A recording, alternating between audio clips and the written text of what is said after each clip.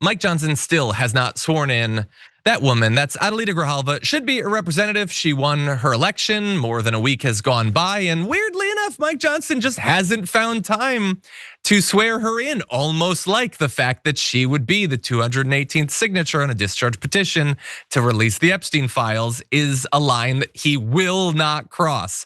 And so the Democrats are trying to get her seated. Jim McGovern, Democratic representative, so he was on the floor. It was during a routine pro forma session. They're not like in their normal session or whatever. And he was trying to do this maneuver to get her seated. And Representative Virginia Foxx, she's the chair of the Rules Committee, and she's low-key one of the worst people in government. Not enough people know how utterly terrible she is. So anyway, she was in charge at that point, and here's a little interaction that happened. With liberty and justice for all. Pursuant to Clause 13 of Rule 1, the House stands adjourned until 3 p.m. on Wednesday, October 8, 2025. So you could hear like the voice in the back. She's like, no, I can't hear. Gotta protect the sex predators.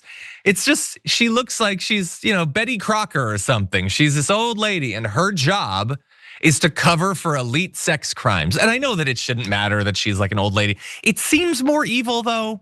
Like you see a Ted Cruz and you're like, oh yeah, no, he covers for sex traffickers all the time. But she's your great grandma. Why is she protecting child sex traffickers? That seems weird to me. But anyway, Jim McGovern eventually got to the reporters and talked about the incident. Take a look. Congressman, you just tried to get Adelita Grijalva sworn in, and you were denied. Can you tell us what happened? Yeah, they wouldn't recognize me, and they wouldn't acknowledge that I was even in the room, notwithstanding the fact that Republicans have sworn in 2 of their members during pro forma sessions. So, we just said the next time we're in session, swear in Representative-elect Grijalva, and they refuse to recognize me because this is a continuation of the Epstein cover-up. They are scared of what's in those files, and they're doing everything they can to block us from having a vote. Some spicy language there from McGovern. Yeah, and we don't have the video, by the way, but Mike Johnson was doing one of his little press conferences about the shutdown earlier today, and the last question is why they're not swearing her in. Is it to stop the documents from coming out? And he just walked away. He's like, nope, no more questions. I'm done. I can't hear you. I'm too busy covering things up.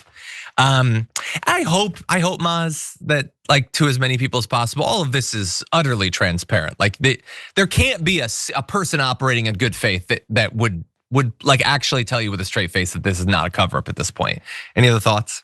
Well, the fact that this is even an issue shows you why, for example, in California, people have to vote for that redistricting to happen, because what they've done is they've been able to. There's a majority of Americans want to hear this, but they've been able to win the House, and now they've got control of the House. You would think 5 or 10 Republicans would have the courage to say, let's do this, but they don't. And so if you're counting on them to do anything moral, then you're gonna die holding your breath. So once again, this is important for people to see that they're trying to rig the system for the next election so that they have more things like this that will come up and they can just hold on to it and they can ignore it and they can walk away from it. And we need to definitely make sure that we fight fire with fire and have enough people in the Congress and in Senate that will actually do what the people want them to do. This is an overwhelming thing. Everybody wants to see these files. They wanted to see the files.